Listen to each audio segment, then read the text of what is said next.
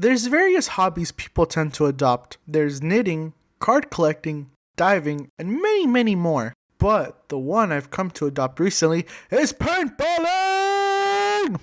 Now, you can argue that paintballing is a lifestyle since there are professional paintballers that are on teams that get paid to compete. But, as the word of hobby is defined, according to Google, hobby is an activity done regularly in one's leisure time for pleasure. And that's how it's been with me for about a month or so. Where about every other Saturday now, me and my brother will go to our local paintball park. So, because this is just a hobby, this isn't something I would happily put all of my money into. Even though that's been exactly what I've been doing. Why? Ignoring the absurd pricing of paintball gear, I really and truly love the game. Now, for those who have never heard of paintballing or have never tried it out, this is a bit of a warning. Paintballing isn't something for those who can't tolerate pain or don't enjoy some level of physical effort. But if you are fine with both of them, then I would recommend you try it at least once just to see if you'd like it. So, moving on, the place we go paintballing inhabits 3 types of people. First is the noobs. You know, the newbies. Normally they're the people trying out paintballing for the first time. You can typically spot a noob if they're wearing casual clothing like regular pants, a plain long sleeve shirt, and most importantly, rental gear. This consists of a rental gun, a hopper, a tank, a mask, and a pod holder that can only hold 2 pods. Now, the second kind of people that you'll see at the park are the casuals. This is essentially what me and my brother have become. Normally, casuals are people who know they enjoy paintballing and put some level of effort and money in trying to get better at it. And the way you spot a casual can vary, but typically they will always have their own paintball gear. So for the sake of the video, I'm going to describe what I normally wear. Generally, I'll wear a pair of sweatpants, 2 short sleeve shirts layered on top of one another, a snapback hat, an olive green thermal mask, a Spider Victor paintball gun, a Pinocchio Speed paintball hopper, an Empire aluminum flat bottom air tank, exact death grip gloves, a HK Army 2014 eject paintball harness, and I normally use Defy's level 1 paintball practice paintballs. But you know, that's just me.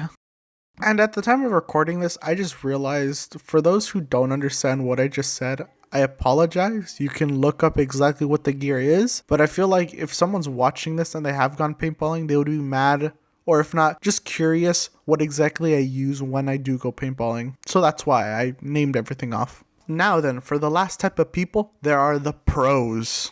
These are the people who come as often as possible and they dump all their money into paintballing. And depending on the person, some of them can take the game way too goddamn serious. Anyway, and the easy way to spot a pro is if they're covered head to toe in nothing but paintball gear. And quite frankly, you would think it would be more fun to play with the newbies than the pros, because the newbies don't really know too much of how to play the game, while the casuals and the pros know a lot better of the do's and don'ts of paintballing. But in this case, it's actually reversed. The reason it's a lot more fun to play with the pros than the noobs is because noobs normally never leave the starting area, while in contrast, more experienced players will try to push up when they can and cooperate with each other to actually try to quote-unquote play the game. And I mean, that's just something you don't get from playing with noobs. And when I mean play the game, I mean they cooperate with one another, they make sure they look through all the directions with quick glances, and most importantly, they spray the field with paint! Because something I came to learn is that when you're shooting someone, you want to fire as fast as possible. Since paintball guns aren't exactly the most accurate thing in the world, you increase your chance of hitting someone the more paintballs you can shoot in a short period of time. And just like life, paintballing can be interesting at the most random of times. And what I'm about to entail is one of those times. So a couple weeks ago, me and my brother went to go paintballing, but it wasn't just the 2 of us that day. My brother had brought one of his coworkers to come join us. For the sake of this video, we'll call him Stanley. Yeah, that sounds good. So for context, you need to understand that both Stanley and my brother are military police. You'll understand why it's important right now. So once all 3 of us got there, everything went like any normal day of paintballing would go. We signed our safety waivers, paid our entrance fee, and geared up for the games to come. Now, it wasn't until our second game that we noticed that there were more people that joined, And it just so happened to be they were military men as well. But they weren't police officers like my brother and Stanley. From the way my brother explained it, they're more of a construction battalion and are used as an absolute last resort when it comes to fighting wars. So, Stanley, being the man he is, after the game, he decided to go chat with the military men. And after talking with them for a couple minutes, I guess he convinced them to join our team for the next game. So, the next game comes around and they do indeed join us. Now, for this round, we are playing a special game called Objective.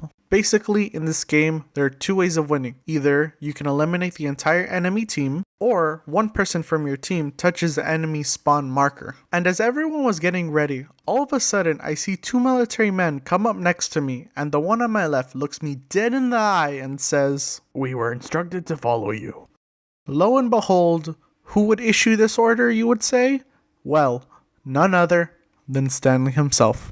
And just so you know, we didn't win that game. Reason being is because the two military men that were supposed to be with me and two other random people hid in a building all the way in the back the entire game and were eventually cornered by the enemy team and eliminated.